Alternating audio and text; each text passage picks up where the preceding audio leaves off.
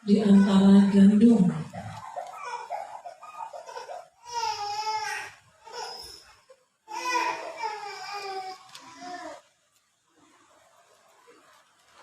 Sama-sama kita membacanya.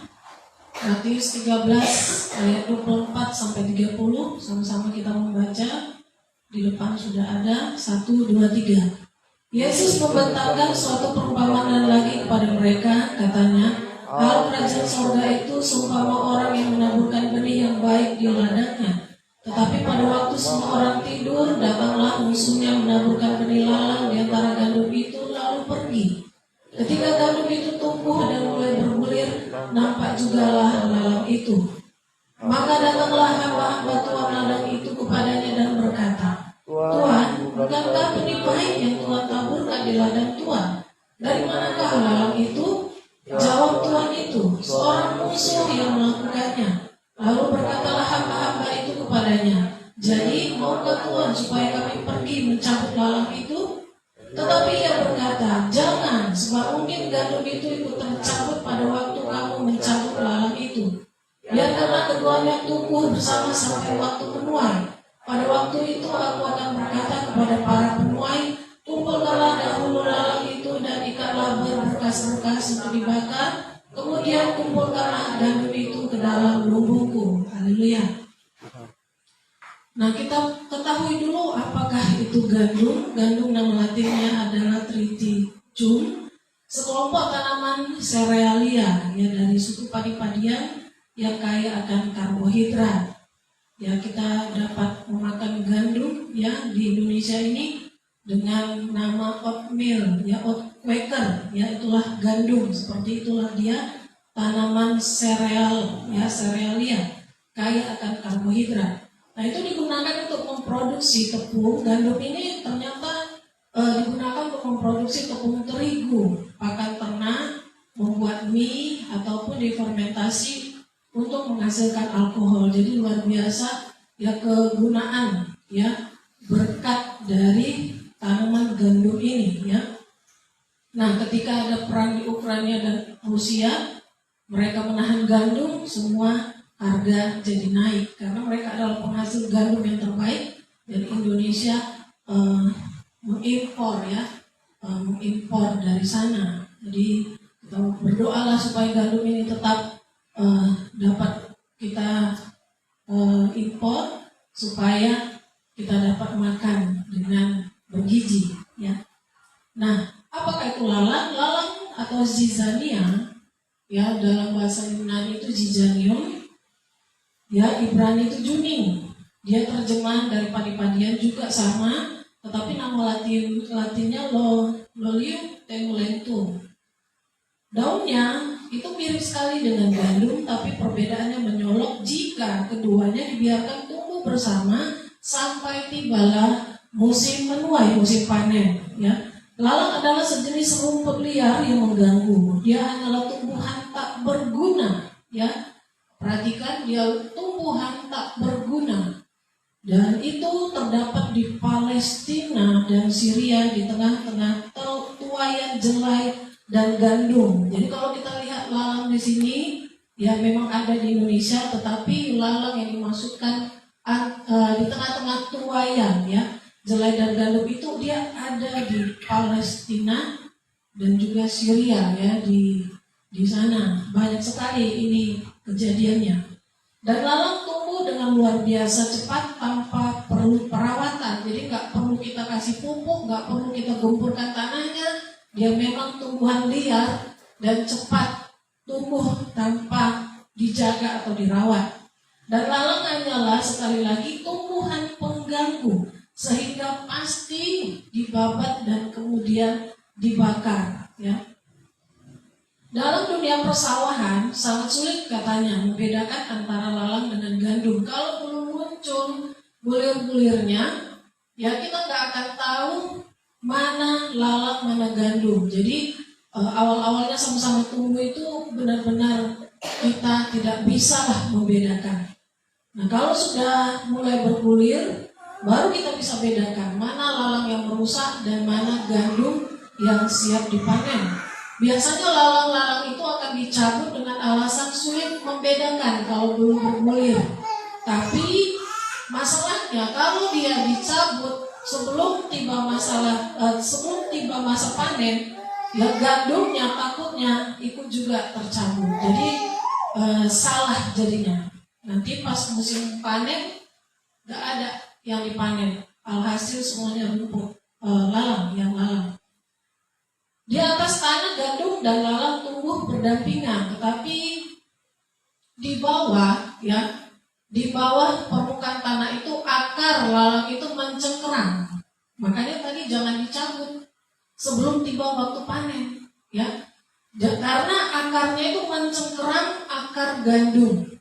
Akar lalang ini seperti tadi dia sangat jahat dan dia tumbuhan liar. Di atas kita lihat dia terpisah sehingga kita bisa enak mencabutnya. Tetapi di bawah tanpa kita sadari akarnya itu katanya dia mencengkeram akar gandum, ya, akar gandum, sehingga kalau kita cabut lalang itu maka yang terjadi gandumnya ikut tercabut. Padahal kita mencabut lalang, tapi kok bisa ikut gandumnya tercabut? Karena akarnya itu, ya, akar lalang itu dia mencengkeram kuat, ya, akar dari gandum. Nah, tidak ada pilihan lain, ya sabar, ya. Kita harus sabar dengan lalang ini, dengan gandum ini sampai tiba masa panen, ya, sampai tiba masa menuai, barulah kita bisa untuk mencabut, ya, lalang itu, memisahkan, ya. Jadi ada proses kesabaran, ya, ketika menanam gandum ini, karena lalang itu juga ikut tumbuh. Nah, lalang ini memanfaatkan gandum untuk membentengi dirinya, sehingga lalang tidak akan dicabut sebelum masa panen tiba. Nah, lalang ini dia tahu kalau nanti dia tidak akan dicabut sebelum masa panen. Jadi dia berlindung di balik, ya, daun-daun, ya, gandum itu. Nah, lalang ini menggunakan kesempatan itu untuk berkembang menjadi semakin banyak dan tidak menyisakan ruang bagi benih yang lain. Dia akan berusaha supaya gandum itu tidak akan muncul pertumbuhannya. Jadi dihambat benih gandum itu untuk bertumbuh, sehingga yang tumbuh itu lalang. Dan ketika masa panen tiba, petani gandum itu kecelek, ya, mana ini gandumnya, mana ini. Nah, yang diinginkan lalang, yang diinginkan pertumbuhan lalang ini adalah gandum itu tidak bertumbuh, tidak bergulir. Nah, yang harus kita perhatikan, lalang dan gandum itu tumbuh bersama. Dia artinya mendapat makanan dan nutrisi yang sama, diberikan pupuk juga, karena kan petani gandum dia akan beri pupuk kepada gandumnya. Dan mereka ini, lalang dan gandum, sama-sama tumbuh, sama-sama tinggi, sama-sama bergulir. Tetapi ketika musim panen terjadi, tiba, gandum yang berisi, tetapi lalang itu kosong. Disitulah kelihatan mana yang asli, mana yang palsu. Nah, kita melihat di Matius 13:24 hal kerajaan sorga. Di situ Yesus membentangkan suatu perumpamaan lain lagi kepada mereka. Katanya, hal kerajaan sorga itu seumpama orang yang menaburkan benih yang baik di ladangnya. Yang kita sudah baca di dalam Matius 13:24 ini. Nah, Tuhan Yesus Kristus, Anak Tunggal Allah Bapa, Dia sendiri mengumpamakan dirinya sebagai orang yang menabur benih yang baik. Perhatikan, benih yang baik. Dikatakan di situ di ayat 24, benih yang baik di ladangnya, di ladang dunia, ya, di ladang dunia yang diciptakannya sendiri. Kita harus tahu ayat 24, kita harus perhatikan, tidak boleh berubah, tidak boleh ragu bahwa Yesus Kristus sendiri yang menjadi penabur benih. Dan benih yang ditaburkan di ladang dunia, di dunia ini, pertama sekali dunia ini ada, Dia menaburkan benih yang baik. Ya, benih yang baik, bukan benih yang buruk atau jahat. Itu yang harus kita perhatikan tentang hal kerajaan surga. Tuhan sudah menegaskan di ayat yang pertama sebelum ayat berikutnya. Tuhan katakan bahwa Dia menaburkan benih yang baik di ladangnya. Di dalam Matius 13:25 dikatakan tetapi pada waktu semua orang tidur, datanglah musuhnya menaburkan benih lalang di antara gandum itu, lalu pergi. Perhatikan di situ, pada waktu semua orang tidur, datanglah musuhnya menaburkan benih lalang di antara gandum itu, lalu pergi. Tuhan Yesus menyatakan bahwa yang dimaksud dengan benih lalang tidak lain dan tidak bukan adalah anak-anak si jahat, yaitu semua kuasa kegelapan, roh jahat, setan, dan iblis. Ya, tadi kita sudah lihat di ayat 24, benih yang baik yang Tuhan taburkan di dunia ini, tetapi ketika semuanya lengah, sama seperti Kejadian 1 ayat 2, bumi belum berbentuk dan kosong, roh Allah melayang di awan, ya. Nah, di situ dikatakan terjadi juga di dalam Matius 13 ini, ketika semua orang tidur, musuhnya menaburkan benih, yaitu kuasa kegelapan.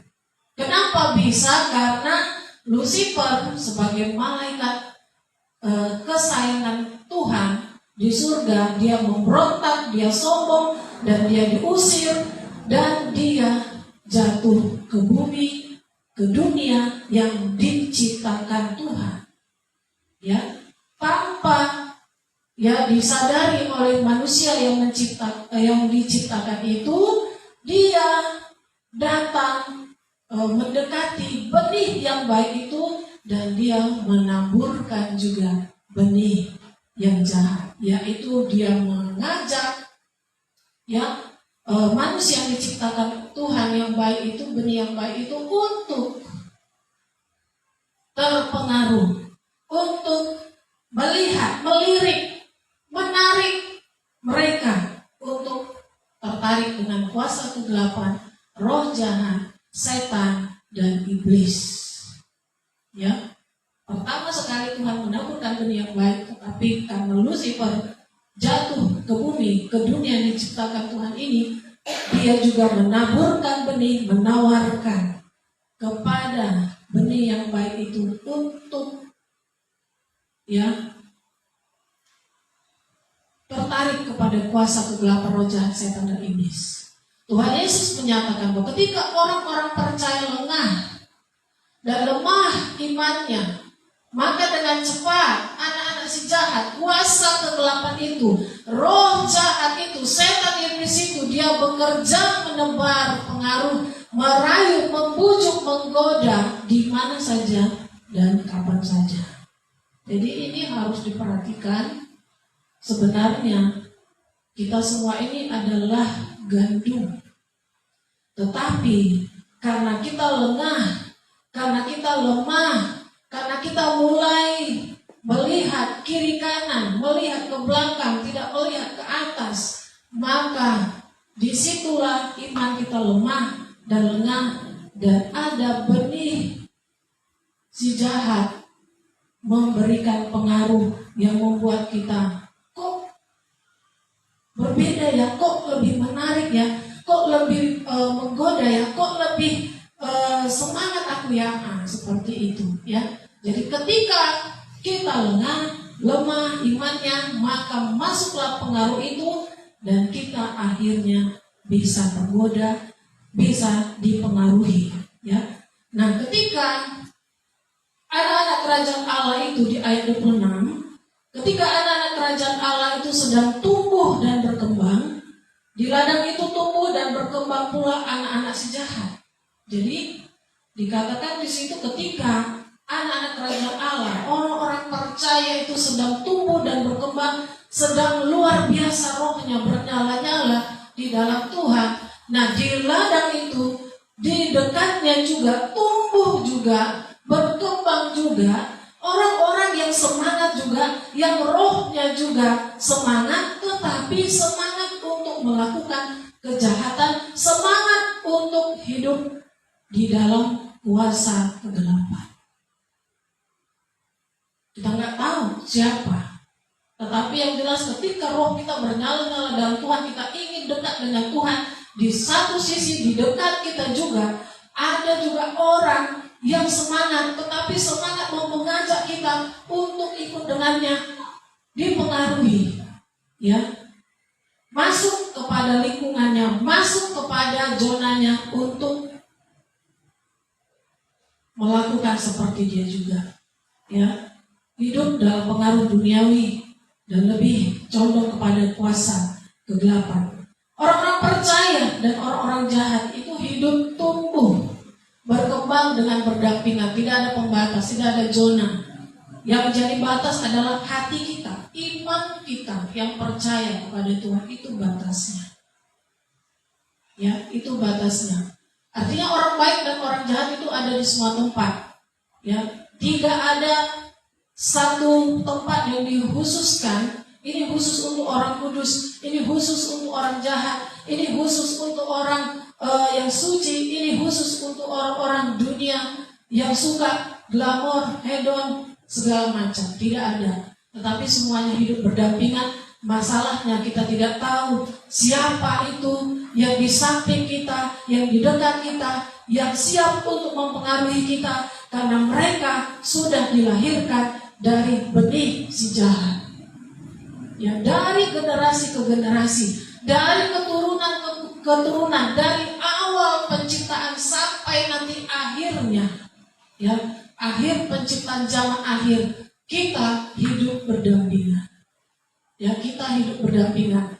Dan kita itu ada hidup bersama, baik orang yang di istana raja atau istana ratu, baik itu di istana presiden, di tempat kerja, di kantor, di perusahaan, di mal, di pasar, di jalanan, bahkan di gereja ini, di jemaat, di antara orang-orang percaya, di tempat-tempat lain di seluruh dunia. Semuanya kita hidup berdampingan. Kita hidup berdampingan. Di rumah juga kita nggak tahu siapa gandum, siapa lalang, siapa yang lahir dari benih yang baik, siapa lahir dari benih yang jahat. Walaupun kita dilahirkan satu orang tua, kita nggak tahu apakah dia ini sudah dilahirkan dari benih si jahat, ataukah tetap benih baik itu di dalam kehidupan kita.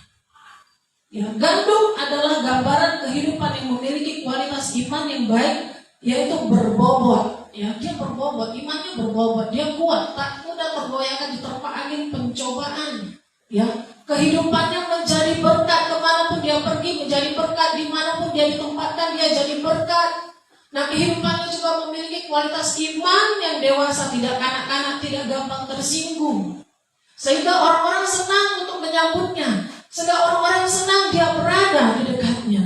Itu gandum, berbobot, berkualitas, dewasa, ya, tidak gampang ngambek atau tidak gampang ya merasa tersinggung atau terluka gitu ya. Nah, lalang adalah gambaran kehidupan yang memiliki kualitas iman yang tidak berbobot. Dia tidak kuat, cengeng, ya, tidak militan. Dia mudah diombang-ambingkan gelombang, gampang dipengaruhi. Kehidupannya tidak menjadi berkat, bahkan imannya tidak bertumbuh. Sekalipun kita melihat dia semangat, tetapi imannya tidak bertumbuh. Nah, Tuhan mempertahankan kehidupan gandum-gandumnya dengan cara membiarkan lalang itu tumbuh di antara gandum. Artinya Tuhan beri kesempatan. Bisa saja gandum itu sudah dipengaruhi dengan benih yang jahat itu, tapi Tuhan memberi kesempatan supaya gandum yang tercemar itu dia bisa berubah dan bertobat dengan cara Tuhan. Jadi Tuhan itu beri kesempatan, Tuhan itu mempertahankan. Jangan kau cabut lalang itu. Mana tahu nanti itu gandum di sebelahnya. Jangan kau cabut, kata Tuhan kepada tuan yang punya ladang, ya, yang bekerja di ladang itu. Jadi Tuhan biarkan, Tuhan kasih kesempatan sampai nanti masa panen, sampai nanti masa menuai jelai, barulah di situ tidak ada kesempatan lagi untuk bertobat dan berubah. Jadi kita ini belum masa menuai. Jadi kita ini belum dipanen oleh Tuhan. Kita nggak tahu kapan tiba masa panen itu atau masa menuai jelai itu. Karena yang melihat itu adalah Tuhan. Dunia ini adalah ladang gandumnya. Kita yang ada setia, percaya sungguh-sungguh kepada Tuhan Yesus, kitalah gandum. Dia sendiri melihat yang mana yang gandum, yang mana lalang yang di dekat kita yang mau mencengkeram iman kita, yang mau mencengkeram kehidupan kita, sehingga ada orang-orang yang mau mencabut kita. Ya, tapi Tuhan katakan jangan. Ya, itu bisa jadi setan itu meminta kepada Tuhan seperti peristiwa Ayub, ya. Lihat Tuhan, dia pasti dia nggak setia. Izinkan aku untuk. Nah itu dia. Sama seperti Tuhan, sama seperti yang bekerja di ladang Tuhan itu. Dia berkata, Tuhan lihat, bukankah benih baik yang Tuhan taburkan? Tapi kenapa ini bisa tumbuh lalang? Tunggu, kata Tuhan. Tunggu, nanti kita lihat terakhir masa panen. Apakah benar dia gandum? Apakah benar dia lalang? Jangan cabut, jangan. Biarkan. Aku masih beri kesempatan. Jangan cabut dulu, biarkan. Jadi kita bersyukur ada kemurahan Tuhan. Ya, ada kemurahan Tuhan untuk memberikan kesempatan kepada kita untuk bertumbuh, berubah, dan menjadi seperti yang Tuhan mau. Sekali lagi Tuhan menciptakan hanya benih yang baik, ya. Sekali lagi perhatikan, Tuhan itu tidak menciptakan orang baik dan orang jahat. Banyak orang di dunia katakan, kenapa Tuhan menciptakan orang baik dan orang jahat? Dan kenapa aku yang jadi orang jahatnya? Katanya seperti itu, ya. Kenapa harus kau yang jadi orang baiknya? Bukan seperti itu. Kita harus tahu sekali lagi seperti Matius 13 ayat 24 tadi, dia hanya menciptakan atau menabur benih yang baik. Dan perhatikan, Tuhan tidak menciptakan orang baik dan orang jahat. Dia menciptakan hanya orang baik, good man. Yesus dengan tegas, ya, mengatakan bahwa Tuhan tidak pernah menabur lalang atau menabur benih yang jahat. Tuhan hanya menabur benih yang baik, dan benih itu bertumbuh dan menghasilkan buah yang baik di ladang dunia. Itulah gandum. Dan Tuhan katakan iblislah yang menabur benih lalang itu, yang membisikkan segala kejahatan pada orang-orang yang mau ditipu dan dijerumuskannya. Setiap orang yang mendengarkan firman Tuhan, ya, setiap orang, siapapun itu, tua muda besar kecil, yang mendengarkan firman Tuhan dan dengan penuh kasih dia mau taat, walaupun tidak masuk akal, tapi dia mau taat, dialah yang akan menjadi gandum yang berbuah dan berbulir. Ya, setiap orang, siapapun itu, baik anak kecil, anak sekolah minggu, anak bayi yang sudah mendengarkan firman Tuhan, yang sudah diajari firman Tuhan, baik itu remaja, pemuda, ya, suami atau istri, bahkan lansia sekalipun, ketika mereka mendengar firman Tuhan dan spontan dia langsung taat, aku mau taat Tuhan, aku mau lakukan firman Tuhan, sekalipun gak masuk akal, gak ngerti aku, tapi aku mau taat, aku percaya pasti yang terbaik Tuhan berikan, yang terjadi nanti untukku di masa depanku ketika aku taat. Itulah nanti yang akan menjadi, yang tumbuh menjadi gandum yang berbuah dan berbulir. Masalahnya sekarang kita dibisikkan oleh iblis berkata, firman itu gak masuk akal. Itu hanya akal-akalan pendeta saja, supaya kau itu mau taat, supaya kau mau mau dikuasainya, supaya kau mau melakukan apa yang dia mau. Iblis membisikkan, ya, di dalam telinga kita ketika kita dengar firman Tuhan, dia langsung berkata ke telinga kita, "Bukan seperti itu. Bukan seperti itu, nanti kau gak bisa lakukan, gak seperti itu," katanya. Ya, iblis itu membisikkan. Nah, kita mendengarkan bisikan iblis dan dikuasai oleh perbuatan dosa dan kejahatan. Akhirnya tumbuhlah kita menjadi lalang yang tak berguna. Ya, tumbuhlah kita menjadi lalang yang tak berguna. Firman Tuhan katakan, lebih baiklah dia jadi anak gugur yang tidak jadi dilahirkan daripada dia lahir tumbuh besar akhirnya masuk neraka dan binasa.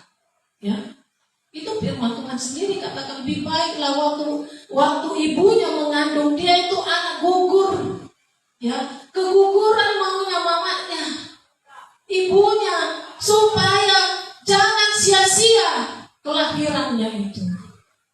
Itu di kitab kayu, di kitab Pengkhotbah juga.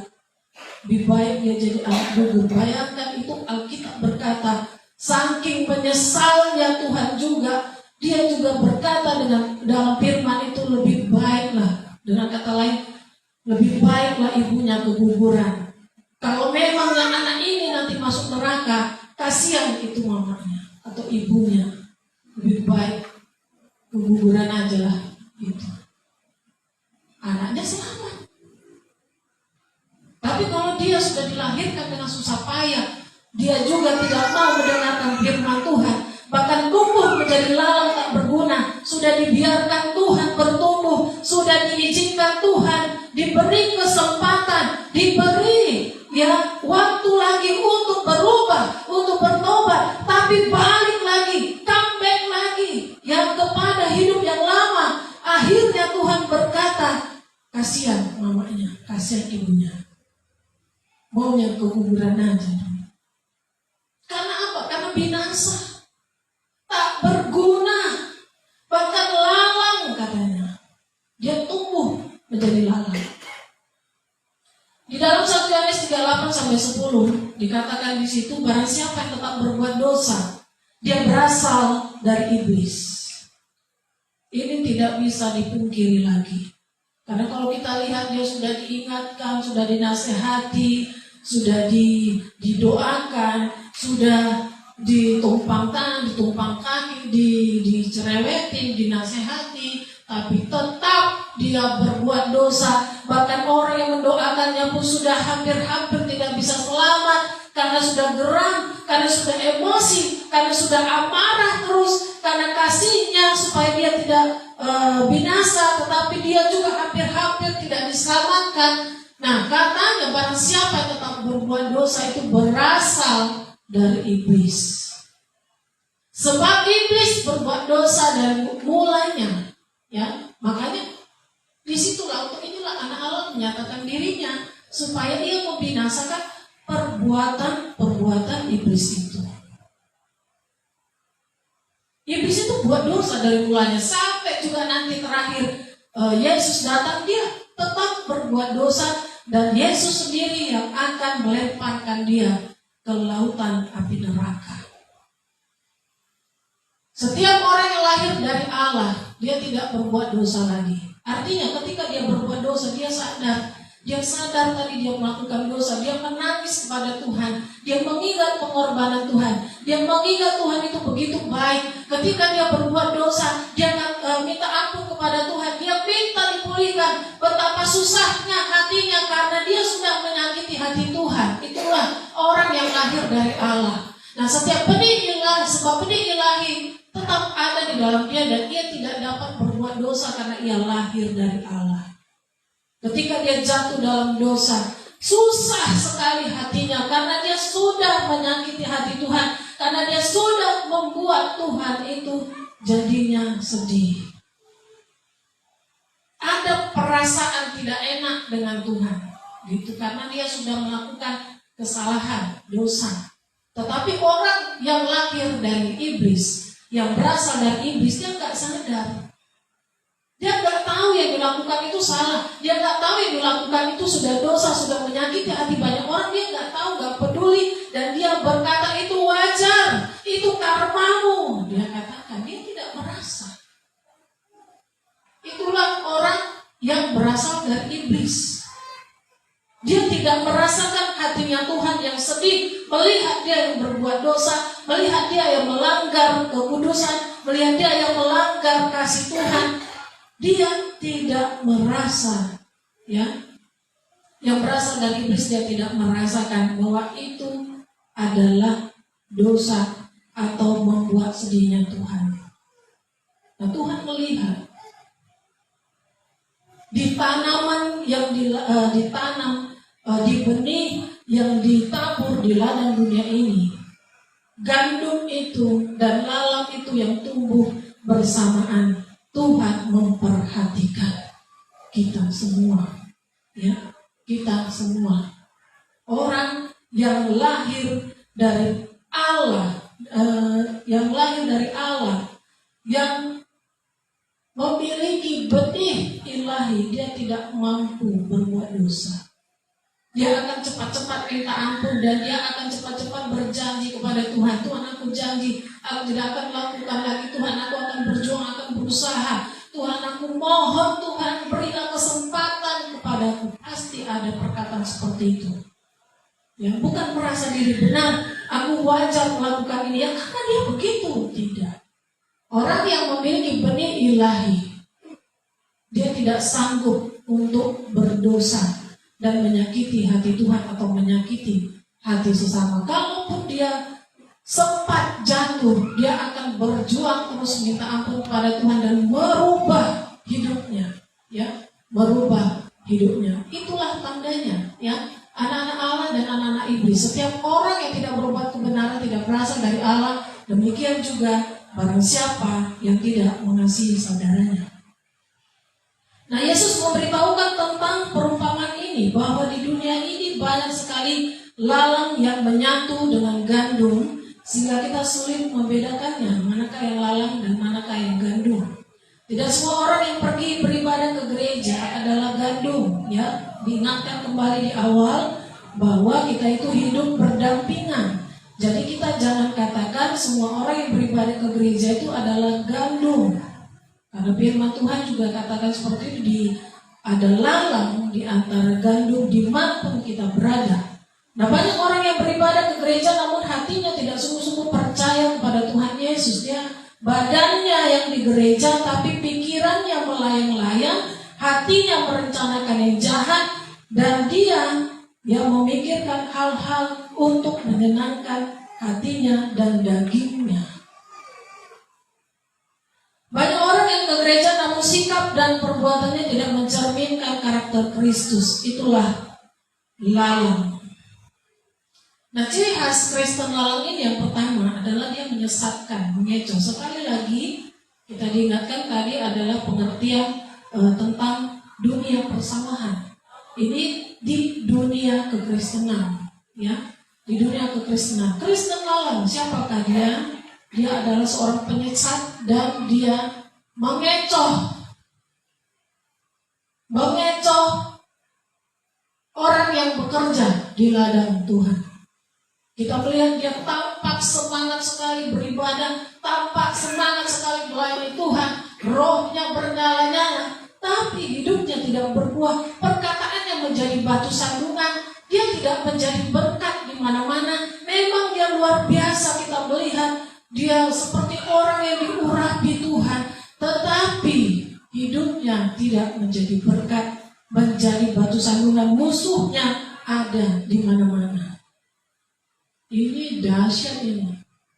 Dia bisa mengecoh orang-orang yang baru pertama kenal. Bahkan kalau dia baru datang ke gereja, dia bisa mengecoh orang-orang satu gereja. Bahkan akan dipromosikan.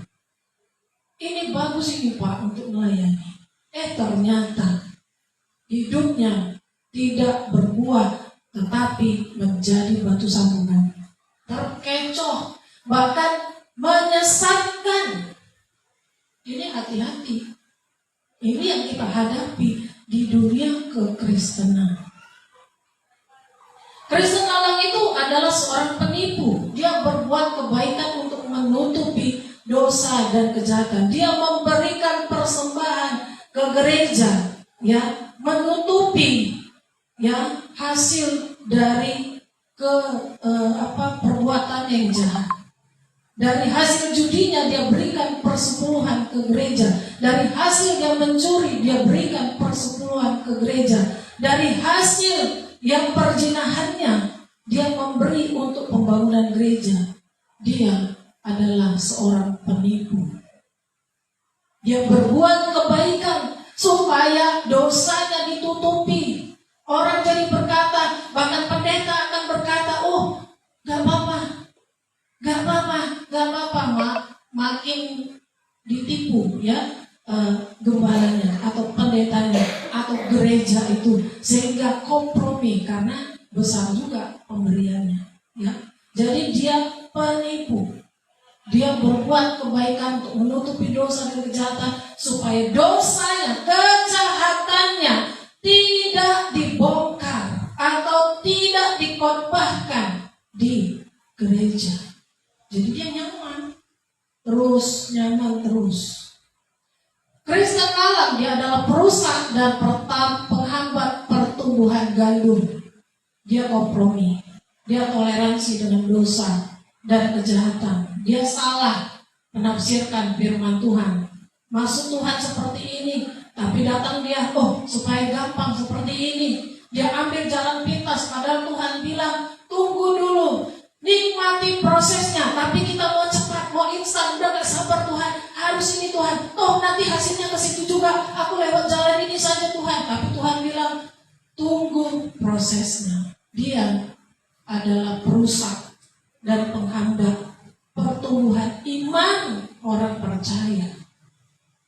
Dia memberi ide-ide, dia memberi nasihat, dia memberi gagasan, tetapi itu jadinya menghambat pertumbuhan orang itu. Dia ambil jalan pintas sehingga orang ini tidak menikmati proses kedewasaan iman.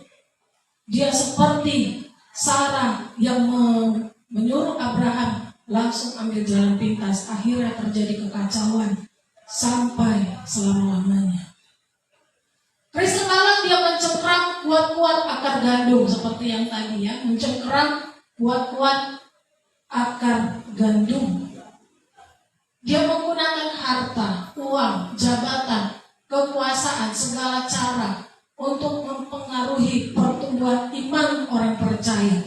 Dia katakan, ikuti aja aku, kita tetap kok beribadah, tapi kita harus bijak katanya. Kita harus berhikmat, dia katakan. Kita juga perlu uang.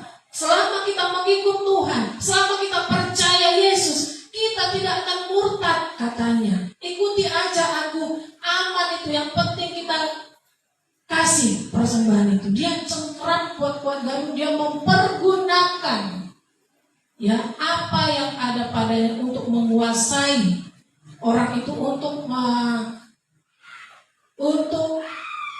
memikat hati orang itu supaya mereka mau ikut dengan kebiasaannya, hobinya atau karakternya. Itu tidak apa-apa katanya, kompromi lagi.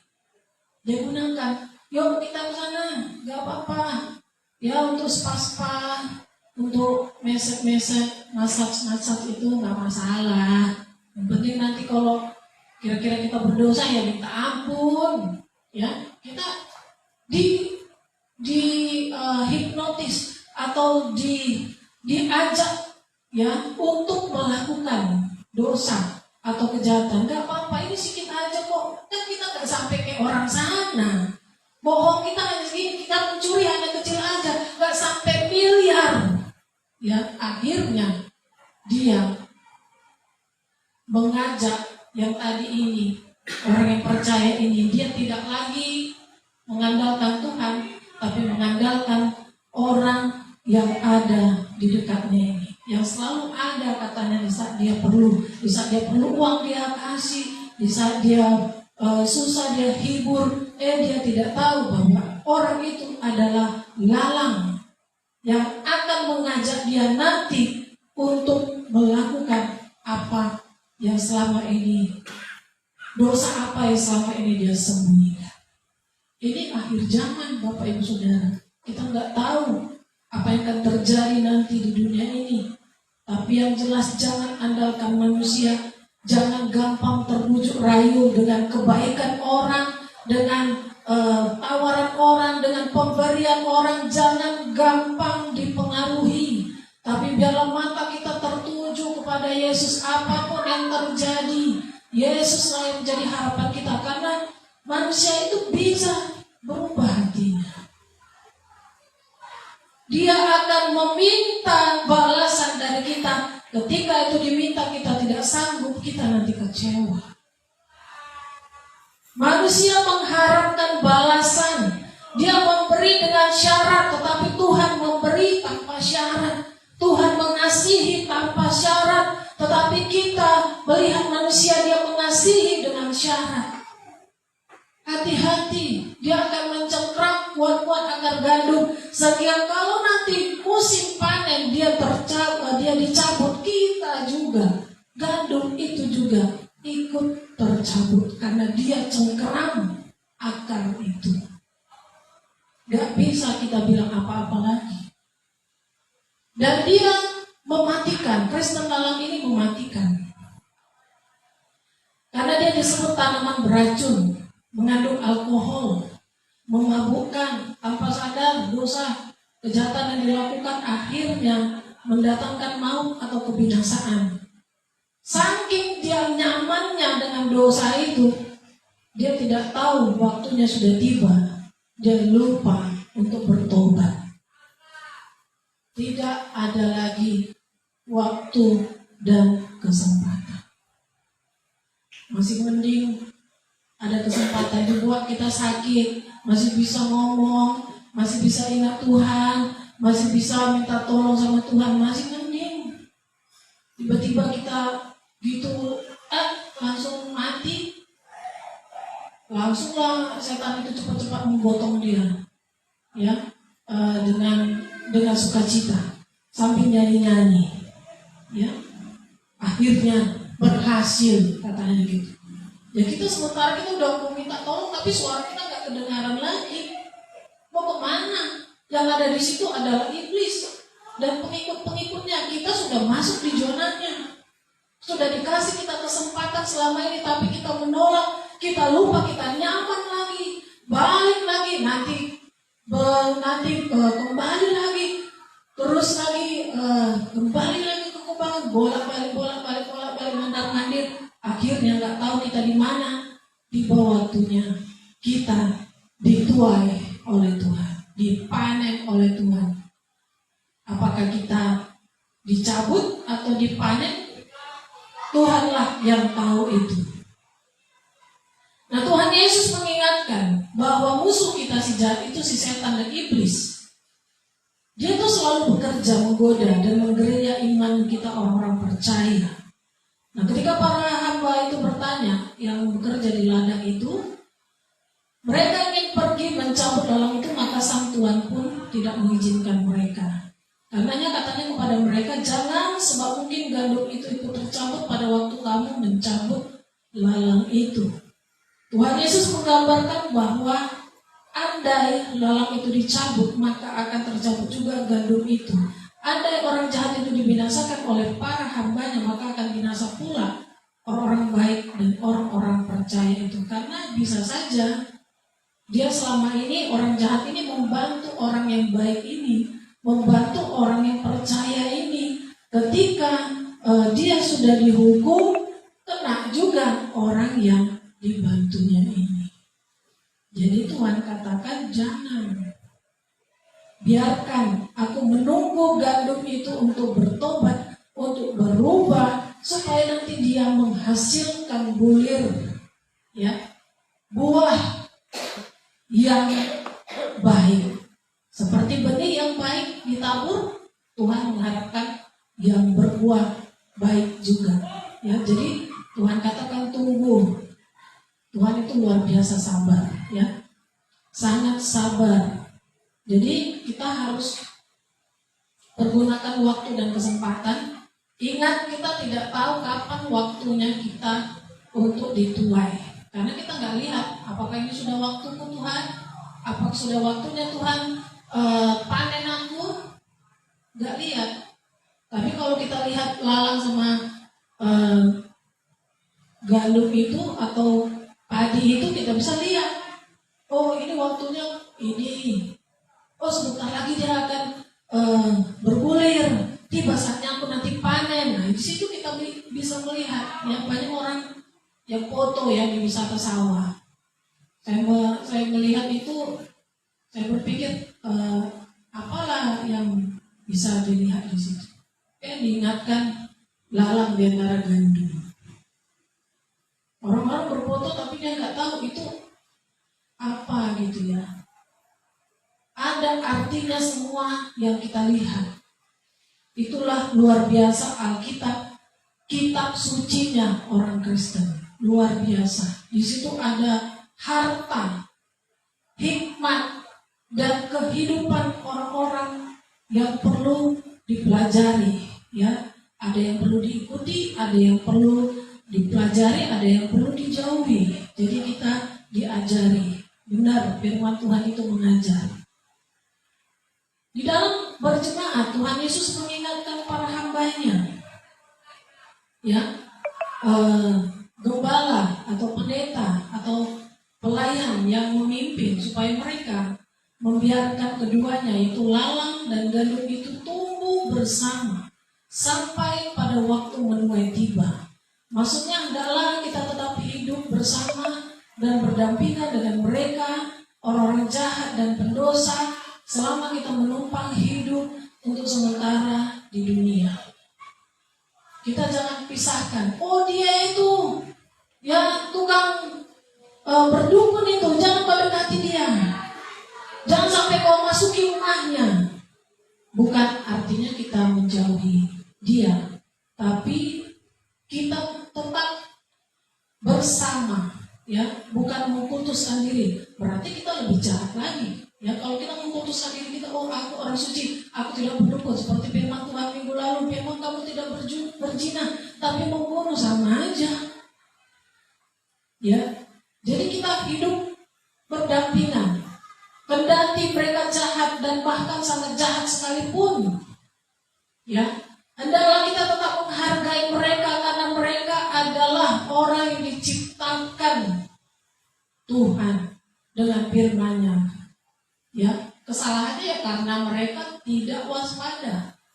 Tapi Tuhan ingatkan kita tetap harus hati-hati, berjaga-jaga dan waspada, jangan sampai terpengaruh, terseret dan terjebak dalam perbuatan dosa dan kejahatan mereka. Teguhkan, kuatkan iman kita kepadanya, terus datang bersujud, beribadah, bersyukur, berdoa, memuji, memuliakan, menyembah, memberi persembahan kita dan melayani Tuhan.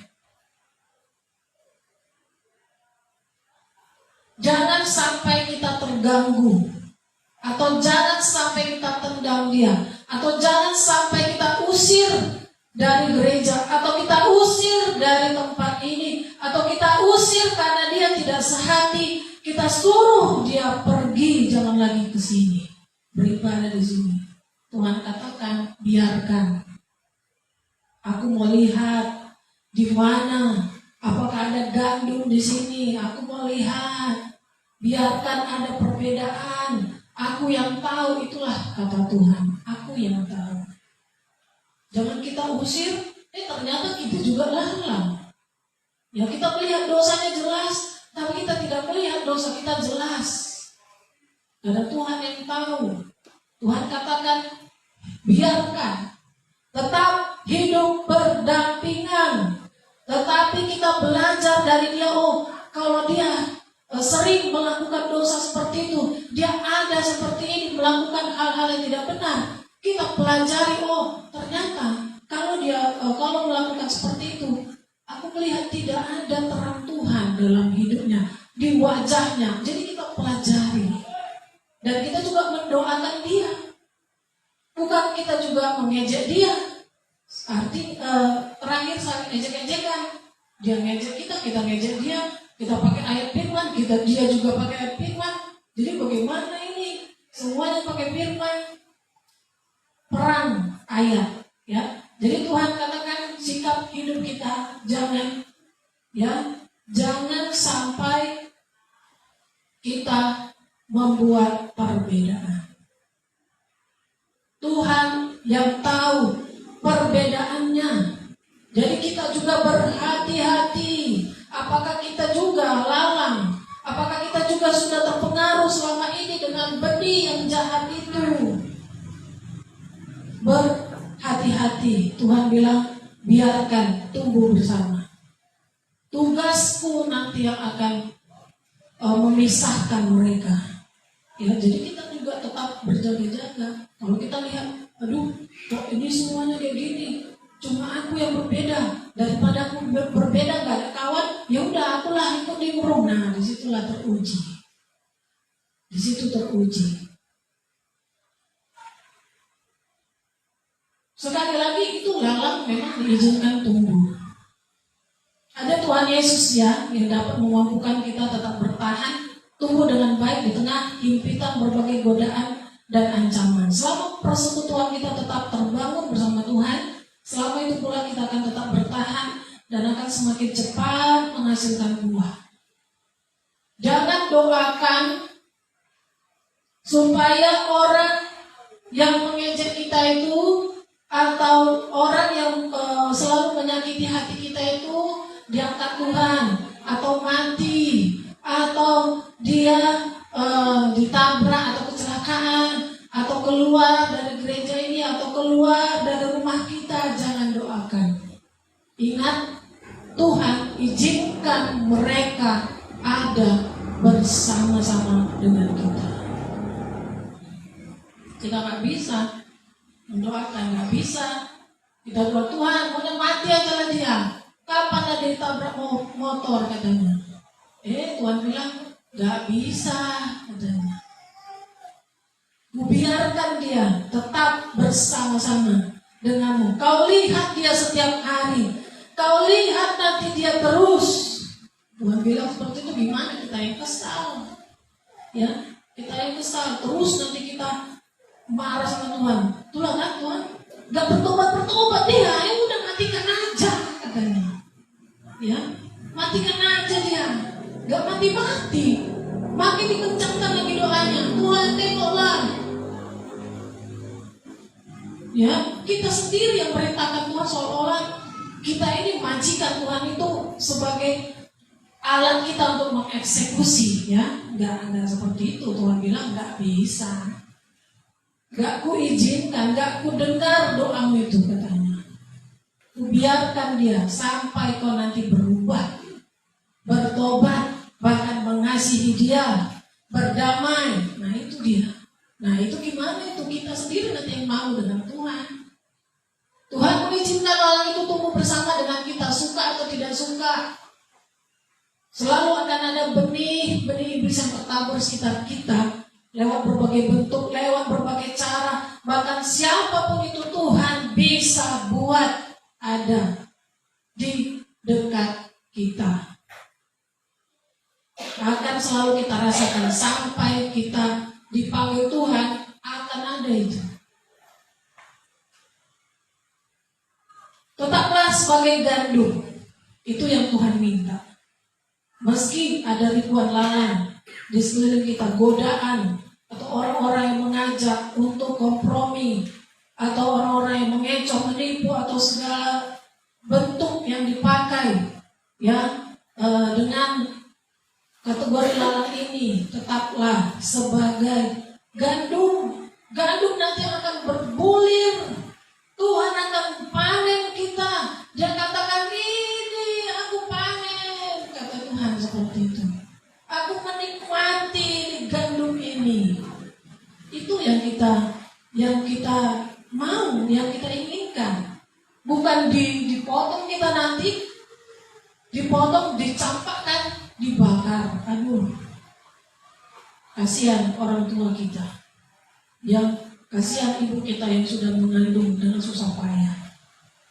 Tetap sebagai gandum, meski ada ribuan lalang di sekeliling kita, sekalipun lalang yang tumbuh katanya lebih banyak dan lebih subur, dibandingkan gandum, sekalipun banyak orang jahat di sekeliling kita seperti Lot di tengah-tengah Sodom dan Gomora, ingat bahwa sesungguhnya kita berasal dari benih kerajaan sorga dan bukan dari si jahat. Tetap menjadi gandum, jangan mau tercemar, ya, jangan mau tercemar. Perbuatan-perbuatan kita sebagai gandum harus berdampak seperti terang dan garam yang memuliakan Bapa di dalamnya.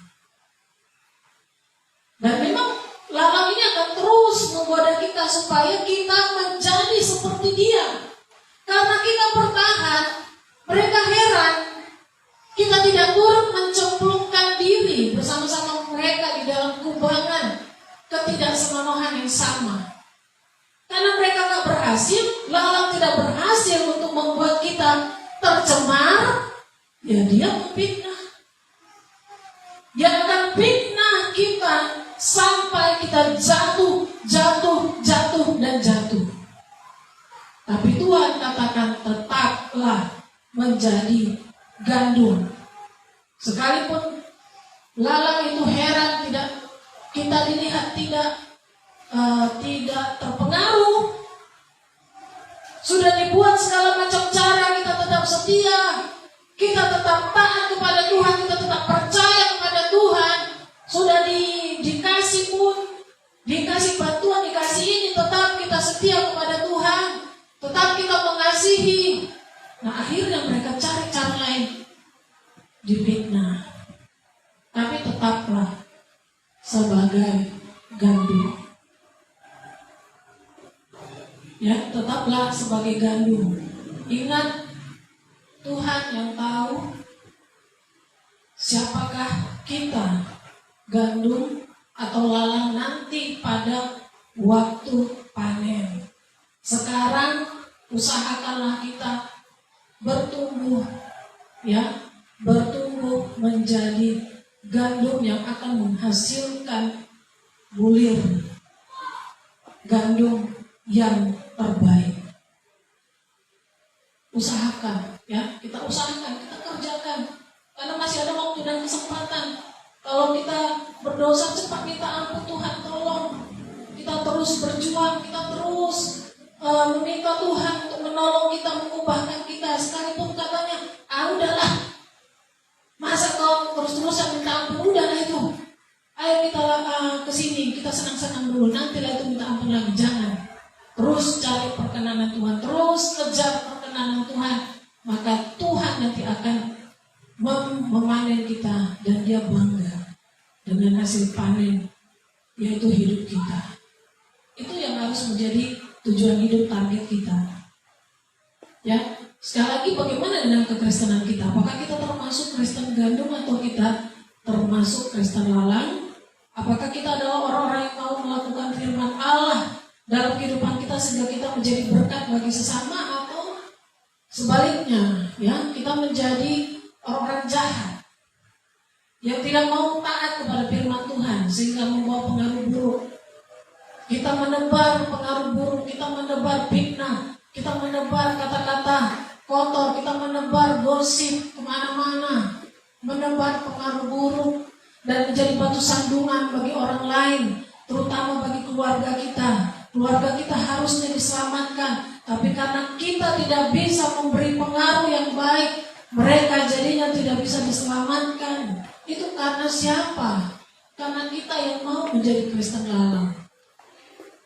Hiduplah seperti benih yang baik, berbuah, dan jadilah berkat bagi sesama. Ingat, jika tiba waktunya menuai, Tuhan akan pisahkan lalang dari gandum. Pastikan kita tidak diikat.